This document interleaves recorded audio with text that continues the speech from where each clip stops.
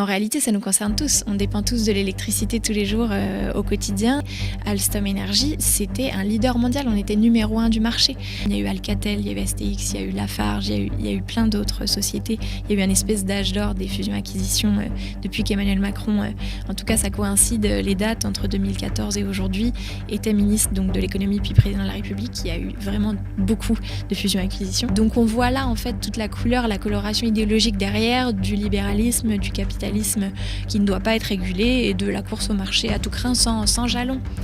En fait, c'est pas une question de droite ou de gauche, c'est une question d'indépendance, c'est une question de survie pour un pays en fait.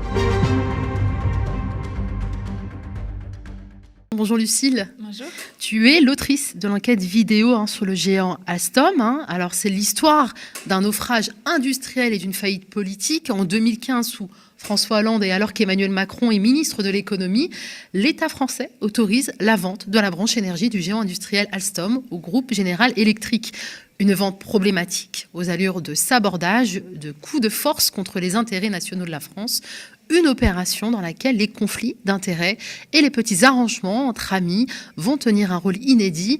Une histoire de fou qu'Emmanuel Macron voudrait bien oublier et que le tout nouveau média Off Investigation déterre et décortique dans un documentaire sorti avant-hier et consultable sur sa chaîne YouTube et son site internet. Un documentaire que nous vous invitons à regarder et à partager. Nous avons d'ailleurs inviter son autrice à venir le pitcher pour vous. Mais regardons d'abord la bande-annonce de cette enquête vidéo. Là en face, vous avez le centre technologique qui a été construit pour General Electric, où on devait embaucher des centaines d'ingénieurs hautement qualifiés. Et ce bâtiment est maintenant vide suite au plan social. On vous dit les Indiens, les Chinois sont plus compétitifs. Alstom, c'est l'entreprise qui nous permettait de vendre des centrales nucléaires 100% françaises et qui avait donné son indépendance énergétique et nucléaire à la France. C'est-à-dire qu'on a vendu nos turbines nucléaires et personne n'a réagi.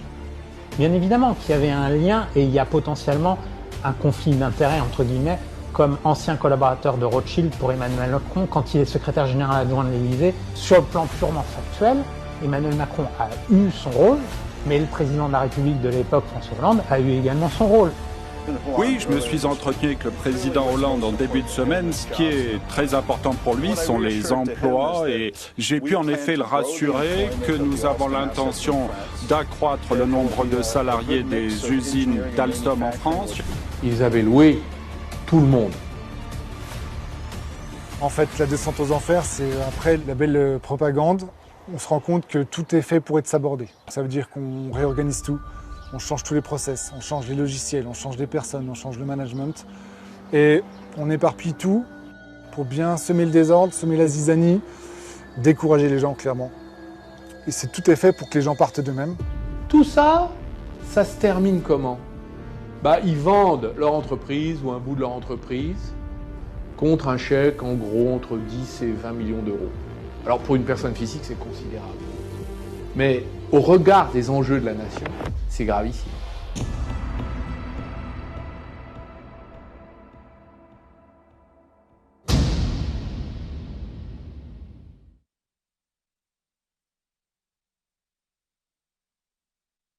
Alors que la présidentielle s'approche, Off Investigation publie désormais une fois par semaine une enquête vidéo sur le thème Emmanuel, un homme d'affaires à l'Élysée.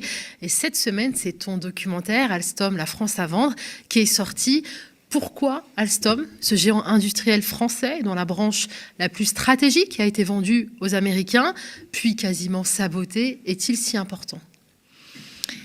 Alors, c'est difficile de répondre très rapidement à cette question. Il faut aller voir le doc pour ça.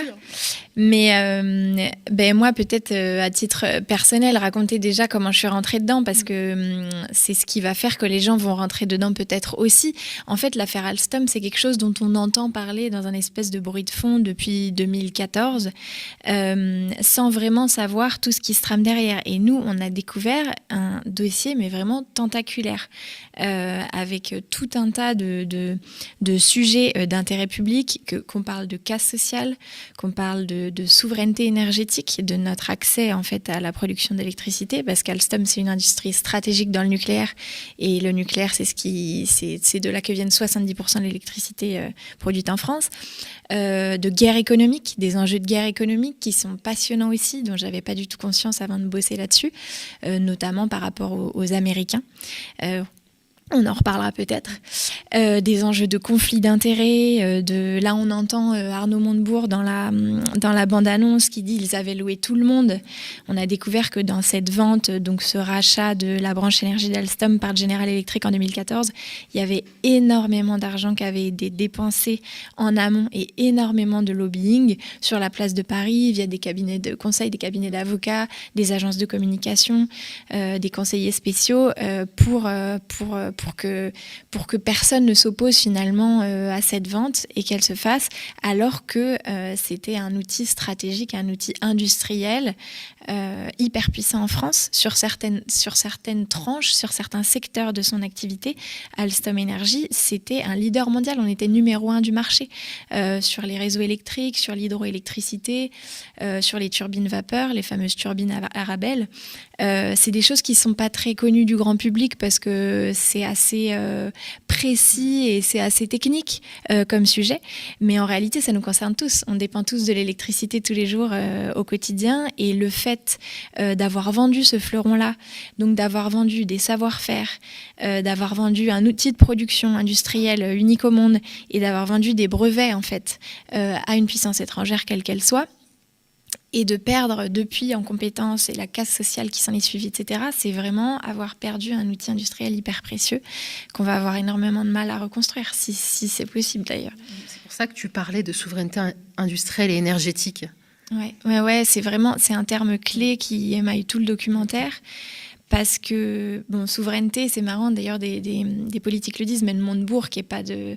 À la base, c'est un terme plutôt de droite, la souveraineté, le nationalisme, etc. Et ils disent tous depuis quelques mois, notamment avec le Covid, que c'est un terme qui est revenu très à la mode et qui est partagé partout maintenant, parce qu'on se rend compte que avoir la main, être indépendant sur l'énergie, sur notre production d'électricité, en fait, c'est pas une question de droite ou de gauche, c'est une question d'indépendance, c'est une question de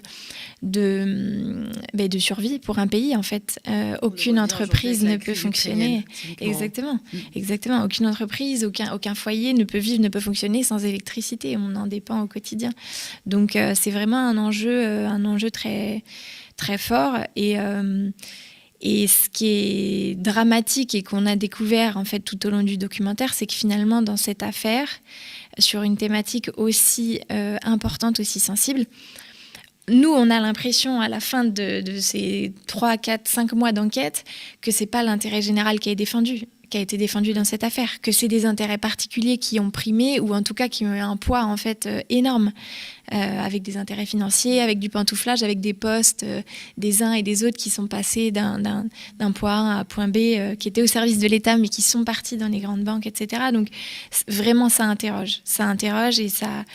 Évidemment, ça questionne nous les journalistes qu'on est, mais j'imagine aussi les citoyens sur la défense de l'intérêt général par les personnes qui nous gouvernent. Exactement, tout s'est passé dans un environnement de conflit d'intérêts, tu le disais, et de pantouflage extrêmement choquant. On regarde un extrait de ton film.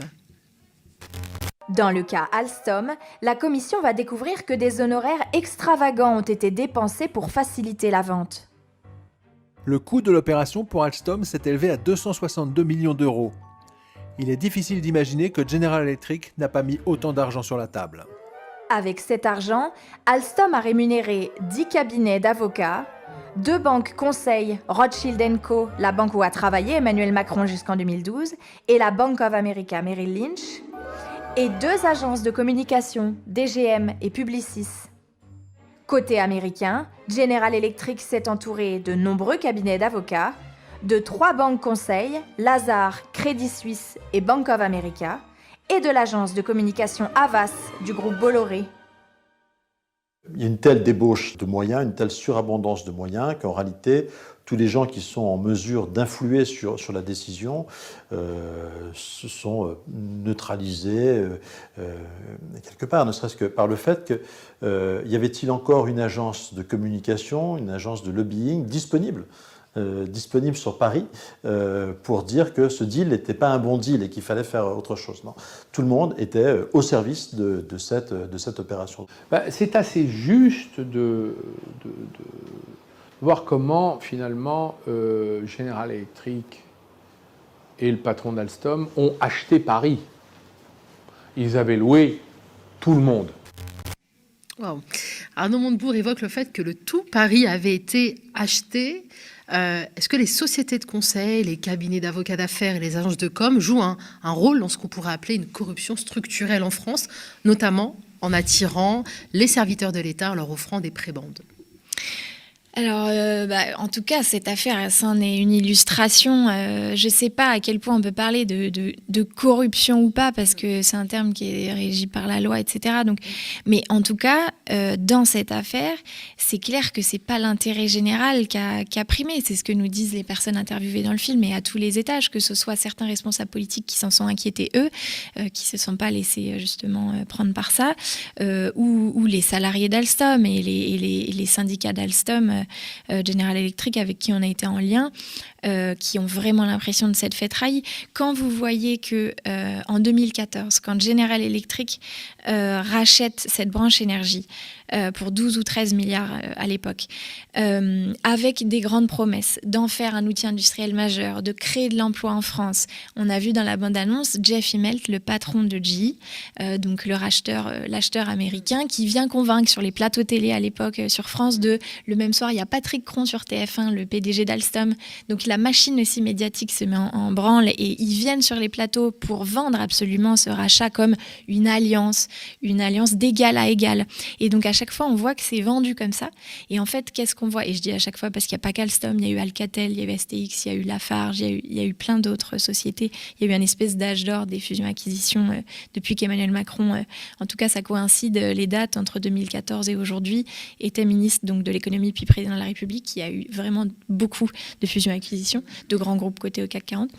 Et donc à chaque fois, en fait, il y a un espèce d'écosystème où il y a de l'argent qui circule via ces grosses boîtes, où il y a du pantouflage aussi, c'est-à-dire du passage de serviteurs de l'État, on en revient toujours à l'intérêt général, de hauts fonctionnaires qui sont censés travailler, qui travaillent à Bercy, à l'Agence des participations de l'État. Il y avait notamment David Azema, Frédéric Rothenberger, qui a travaillé pour Arnaud Montebourg quand il était ministre du redressement productif au moment du rachat d'Alstom.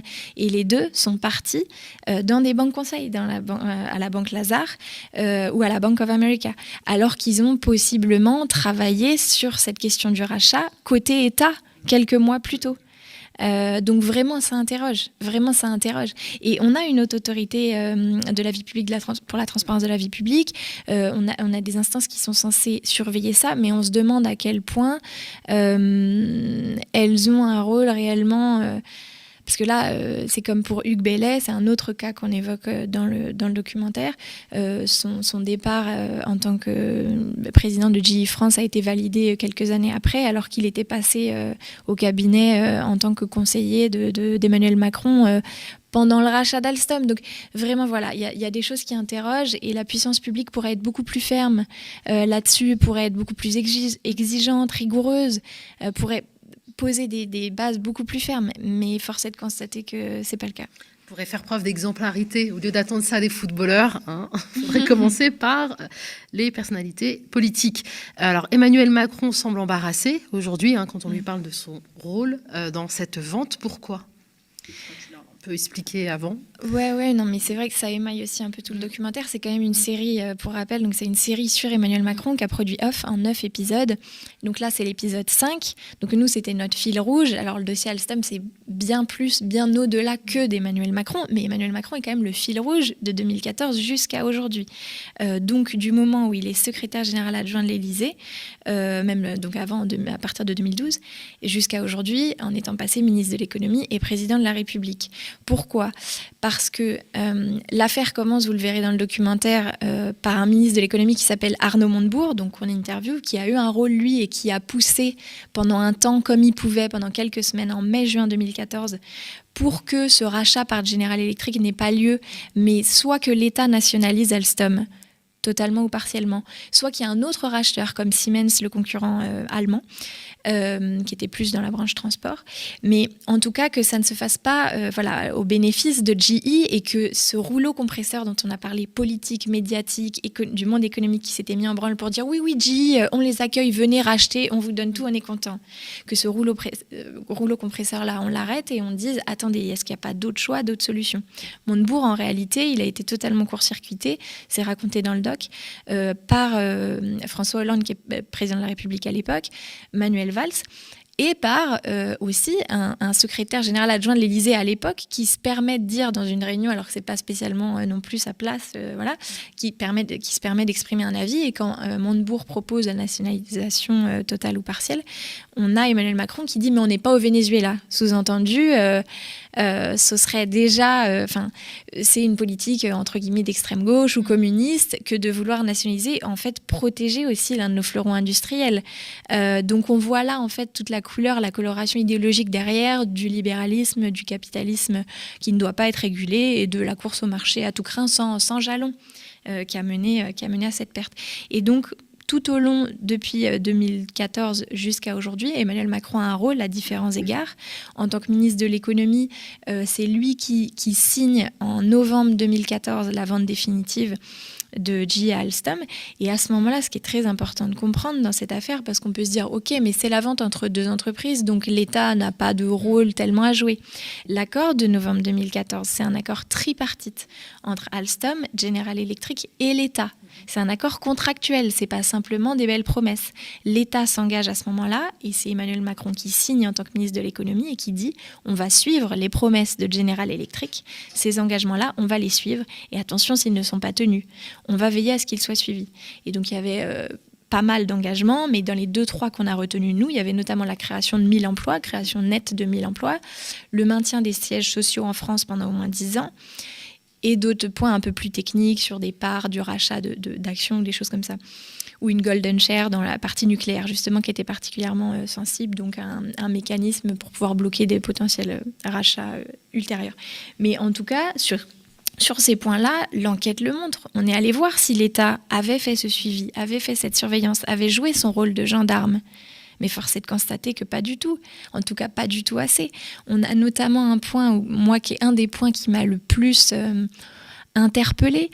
On a Philippe Petit-Colin dans ce documentaire, qui est un leader syndical de l'intersyndical, donc du groupement, et notamment de CFE-CGC, le syndicat majoritaire dans l'industrie, notamment de la métallurgie et de ces industries-là, qui nous dit, donc en 2015, quand GE s'engage sur les centres de décision, par exemple, ils disent il faut maintenir les centres de décision pendant 10 ans en France. C'est important parce que avoir des directions en France, c'est protéger aussi les intérêts de la France, d'avoir des Français, alors que quand c'est des Américains, des Suisses, etc., ils vont peut-être pas forcément prendre les mêmes décisions.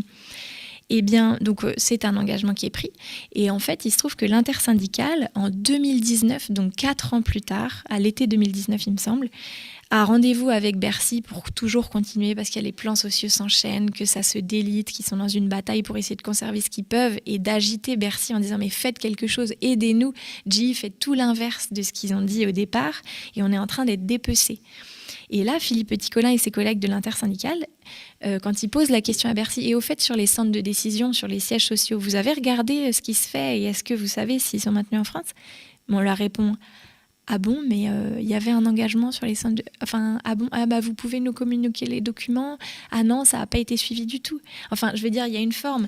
On a découvert qu'il y avait une forme d'amateurisme presque et j'allais dire, je ne sais pas si c'est du je m'en foutisme, de la complaisance, c'est un mélange de plein de choses. On parle aussi du fait qu'il y a eu vraiment une complaisance vis-à-vis des Américains particulièrement. On a laissé faire, on ne va pas chercher, c'est le marché, c'est les entreprises, ça s'autorégule, on laisse faire. Non, surtout dans un accord tripartite où l'État a pris l'engagement de suivre ces engagements-là et où rien n'a été respecté. Pour rappel, ce n'est pas 1000 emplois qui ont été créés, c'est 5-6 000 emplois qui ont été détruits. en France. Et donc, ça veut dire aussi que c'est des brevets qui sont partis à l'étranger, qui sont passés dans des mains, aux États-Unis, alors qu'on avait un savoir-faire, des compétences, des outils de production qui étaient uniques au monde, sur lesquels, encore une fois, on était leader parfois sur certains segments, numéro 1 mondiaux. Et on a laissé filer ça et on a détruit de l'emploi depuis. Et détruire de l'emploi, c'est pas que de la casse sociale et c'est déjà dramatique. Sur le territoire de Belfort, c'est dramatique. On y est allé, on le voit dans le documentaire, c'est des classes qui ferment, c'est des commerces qui ferment, c'est des logements vacants, c'est le prix de l'immobilier qui s'effondre, c'est le chômage qui explose, c'est de l'abstentionnisme, etc. Et une colère, une frustration, mais qu'on comprend très bien. On tue la vie de la cité, on tue la par, vie de la cité par la même occasion. Et alors, nouveau rebondissement encore dans cette affaire, finalement. Début 2022, EDF a racheté une partie de ce qui avait été vendu par Alstom à General Electric. Alors à quoi ça rime tout ça et qui a été le plus grand gagnant de ce petit jeu compliqué? Mais c'est vrai que donc, pour rappel, le mois dernier, il y a eu un grand déplacement d'Emmanuel Macron, qui n'était pas encore candidat officiellement à l'époque, en février, donc à Belfort, le siège d'Alstom General Electric, et donc, enfin le siège, le plus gros site en France. Et donc, pour dire, mais attendez, regardez, je vous ai pas oublié, je reviens aujourd'hui et je vous annonce dans un grand plan France Relance 2030 la reprise du secteur du nucléaire, donc un grand plan avec la construction d'EPR, etc. Enfin, la construction un grand plan d'investissement sur le nucléaire. Et attention, je vous annonce que la France, via EDF en fait, va racheter l'entité GIST, qui est l'entité qui possède notamment les turbines Arabelle, les turbines vapeur dont je vous ai parlé, qui sont considérées comme les plus sûres et les plus puissantes au monde à l'heure actuelle, encore aujourd'hui. Malgré les sous-investissements chroniques depuis le rachat par GE. Et en fait, on se dit à ce moment-là, bon, bah, c'est génial. Enfin, je veux dire, dans la couverture rapide, médiatique, d'un JT, on se dit, ah bah, Emmanuel Macron annonce des milliards, annonce racheter un truc, c'est génial. Oui, mais à aucun moment, il a rappelé que c'était quand même lui qui avait signé ce rachat et qui avait autorisé ce rachat 7 ans après. Hein, ça, il s'est bien gardé de le rappeler, que les engagements n'avaient pas été suivis depuis, que Bercy n'avait pas joué son rôle, hein, clairement. Qu'il y avait une casse sociale énorme. Et donc, oui, il rachète à ce moment-là une petite partie de ces entités-là donc, sur le nucléaire. Donc, c'est bien. Plusieurs acteurs du documentaire qu'on a interviewé au cœur du dossier l'appelaient de leur vœu depuis longtemps, parce que c'est quand même spécifiquement stratégique. Mais déjà, quid des 9-10 000 salariés d'Alstom General Electric qui vont rester là et qui n'ont aucune idée de à quelle sauce ils vont être mangés, parce que General Electric, il y a quelques mois, ça y est, elle l'a annoncé, va se retirer définitivement de la France d'ici 2023-2024. Donc, sur 10 ans, ça aurait été un dépeçage. Vraiment, là, on peut le dire aujourd'hui avec ce recul-là. Sauf que dès 2014 et dès 2015, certains salariés, certains syndicats alertaient. Mais l'État n'a pas joué son rôle. Et on se demande même si l'État, si les pouvoirs publics, si les sénateurs, les députés, j'en parlais encore récemment avec des sénateurs, des députés, ont les outils, si l'arsenal législatif français est vraiment adapté pour lutter contre une extraterritorialité américaine, donc très puissante, qui permet de faire pression sur la France, de faire des pressions économiques très fortes, etc., lors de rachats. On n'est pas assez outillés, on n'est pas assez armés. Ça a un petit peu évolué ces dernières années parce que beaucoup d'hommes politiques l'ont mis sur le devant de la scène, mais on n'est encore sans doute pas assez armés dans cette guerre économique-là. Oui. L'affaire Alstom a aussi mis en lumière une sorte de guerre économique, hein, tu en parlais, hein, que les États-Unis livrent, y compris à leurs alliés, via la fameuse extraterritorialité, je vais y arriver, du droit américain. Tu l'as évoqué. Est-ce que tu peux nous expliquer le concept et pourquoi il représente vraiment une menace? Oui.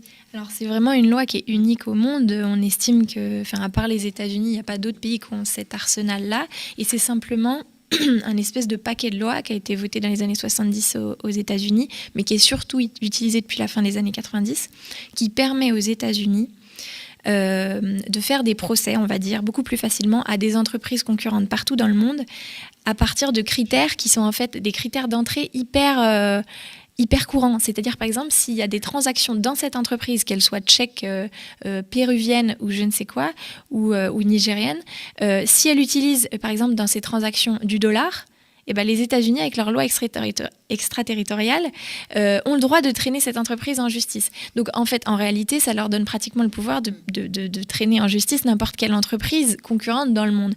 Et de fait, Frédéric Pierucci, qui est un otage économique qui a été pris au piège de ce rachat Alstom General Electric, il en parle dans le documentaire, le dit et pas mal d'analystes le disent. Cette loi en fait américaine est une forme d'outil de guerre économique utilisé par les États-Unis pour intimider, notamment lorsqu'ils veulent racheter un concurrent étranger. Et dans l'affaire Alstom, par exemple, c'est assez flagrant parce que depuis 2010, il y avait des procédures contre Alstom qui avaient été engagées pour des affaires de corruption à Taïwan, en Égypte, dans différentes régions du monde.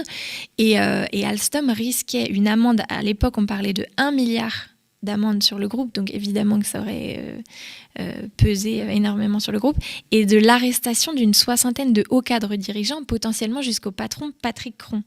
Et donc pour beaucoup d'observateurs, cette menace énorme venant des États-Unis a en fait joué énormément au fait que du coup la France s'est résolue à dire on revend aux Américains parce que de toute façon sinon, et on négocie de faire baisser le paquet de sanctions, de peut-être pas qu'ils arrêtent nos dirigeants, etc. Mais on fait en gros, on obtempère, et tant pis s'ils rachètent, tant pis on leur vend ce pain-là, mais on se débarrasse on va pas envoyer nos cadres en prison, etc. Donc c'est une partie de ce qui explique, aux yeux de ceux qui connaissent ça, le fait qu'on ait vendu un de nos fleurons industriels. Parce que d'un point de vue purement industriel, c'était quand même... un feuilleton, ce que tu décris. C'est vraiment un feuilleton, c'est vraiment un feuilleton avec des rebondissements, plein de personnes qui se sont battues. Les premiers retours qu'on a sont hyper positifs. Vraiment, donc on est ravis. Le truc qu'il y a, comme souvent dans l'investigation, qu'on me dit beaucoup, c'est qu'on ressort avec beaucoup de colère. Parce qu'en fait, on se dit, mais quand est-ce que l'intérêt général a été défendu ? Sur quels critères on a décidé de vendre ce fleuron ? Qui va en payer les pots cassés ? Qui en a tiré profit ? Toujours une espèce d'élite politique, économique qui s'enrichit énormément dans ce genre de deal. Et puis finalement, derrière, la casse sociale, donc les employés, eux, ils n'ont plus de boulot, ils sont licenciés, etc. La perte des brevets, la hausse des prix, etc. Et donc, en fait, c'est très frustrant. Ça crée beaucoup de colère. Mais il faut aussi voir que, du coup, les personnes qui témoignent dans ce documentaire, par exemple, ont essayé de jouer un rôle. Par exemple, Olivier Marleix, je prends qu'un exemple, mais c'est un député Les Républicains. Dans ce documentaire, vous allez voir que la droite française est quand même pas mal pointée du doigt à différents échelons, notamment quand on aborde la question des conflits d'intérêts. Il y a des noms qui sortent comme Jérôme Pécresse, comme Clara Guémard, donc Jérôme Pécresse, le mari de Valérie Pécresse, candidate actuelle à l'élection présidentielle. Clara Guémard, la femme d'Hervé Guémard, ancien ministre de Nicolas Sarkozy. On a différents noms qui sortent à droite.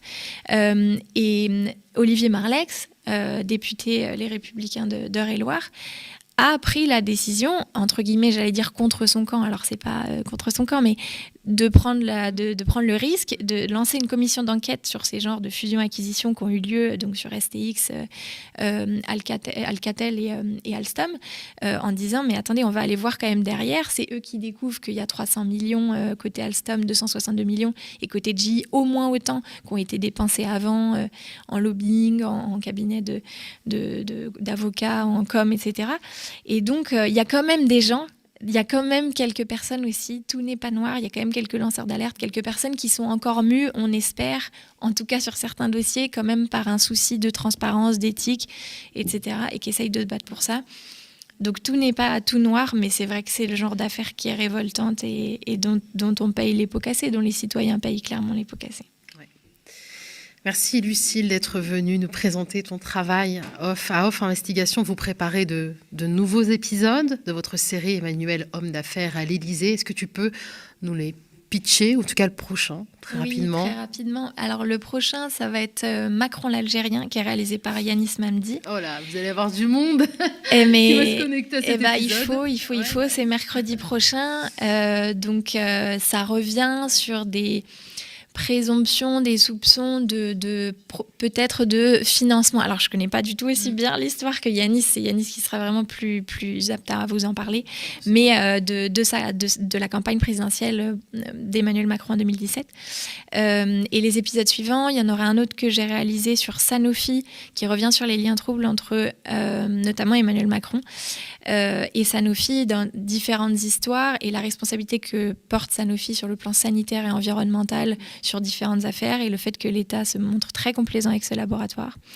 Donc voilà, et puis il va y avoir un super épisode de Jean-Baptiste Rivoire, donc qui est notre rédacteur en chef, mais qui réalise aussi un épisode sur les finances d'Emmanuel Macron et notamment ses déclarations de patrimoine qui sont a priori très sous-évaluées. 500 000 €, on l'a vu il n'y a pas longtemps, c'est en train de ressortir. Mais donc voilà, une belle enquête là-dessus aussi. Donc voilà, c'est un épisode par semaine, ça sort le mardi. Le mercredi, on débriefe aussi sur un canal Telegram auprès des abonnés qui nous ont financés, parce qu'on rappelle et on leur dit merci encore que cette série, elle a été financée grâce à 4500 à peu près contributeurs qui nous ont donné des sous et qui nous permettent d'être 100% indépendants, parce que pour rappel, cette série, elle a été refusée par toutes les chaînes de télévision. C'est quand même incroyable. C'est quand même incroyable. Et vous menez un travail, c'est juste remarquable, comme tout le travail d'investigation mené par des journalistes. C'est un véritable travail de juge d'instruction sans avoir les moyens de la justice. C'est juste sans incroyable. Avoir l'arsenal législatif. Voilà. Après, on ne se prétend pas juge, parce qu'on n'a pas les mêmes moyens, etc. Ni financiers, ni législatifs, et pas les mêmes pouvoirs. À des charges. Mais on essaye en tout cas d'aller chercher, les détails, le fond, l'info, de l'analyse et du témoignage. Et dans le doc Alstom, je trouve qu'on a réussi à le faire aussi grâce à Jean-Baptiste, mais c'est pas que du technique et que de l'info. On en a mis beaucoup parce que c'est un sujet assez technique, mais il y a aussi beaucoup d'humains, beaucoup de témoignages. La parole est beaucoup donnée aux personnes qui ont subi cette casse sociale, aux personnes qui vivent ces humiliations. Notamment, je pense à Sébastien Provent qui nous a donné son témoignage, à Philippe Petit-Colin évidemment aussi. Donc aux gens qui vivent ça sur le terrain, c'est pas que des histoires dans les hautes sphères de gens qui gagnent beaucoup d'argent. Oui. Très concrètement sur le terrain, c'est des gens qui sont au chômage. Sébastien Provent, il a été licencié en septembre 2021, il a une femme, il vient d'avoir des jumeaux. Voilà, c'est ça la casse sociale aussi, c'est des histoires humaines, des familles qui sont en difficulté financière. Donc voilà, c'est un peu tout ça que raconte ce doc. Oui. Je rappelle que ton documentaire Alstom, la France à vendre, est disponible sur la chaîne YouTube d'Off Investigation et sur votre site internet. Et qu'Off Investigation est un média indépendant qui ne vit que du soutien des citoyens. Votre levée de fonds initiale est arrivée à son terme, mais on peut et on doit toujours soutenir Off. Comment ? Via le site internet, via... Oh là là, ils vont m'engueuler parce qu'ils vont dire que je ne sais pas. Mais il y a un site par lequel on peut donner et j'imagine qu'en regardant sur notre site internet, c'est pas Ulule, c'est pas sur Ulule, je sais plus. Sur le site, on voit et puis on fait régulièrement des communications sur Twitter ou sur nos autres canaux pour dire, il y a toujours le petit lien donné, soutenez Off Investigation. Donc voilà, si notre travail vous plaît, effectivement. Merci. Et merci pour l'invitation. Avec grand plaisir, Lucille. De toute façon, on recevra prochainement Yanis pour pitcher le prochain épisode. On vous rappelle que ce soir, c'est Face aux Indés. Le rendez-vous donc est pris pour vous à 19h, à nos confrères et consoeurs, de ce collectif de médias indépendants qui anime cette émission, reçoit ce soir Anne Hidalgo. Quant à moi, je vous retrouve la semaine prochaine, mercredi, lundi. Théophile sera là, bien évidemment. Je vous souhaite un bon week-end et à très bientôt.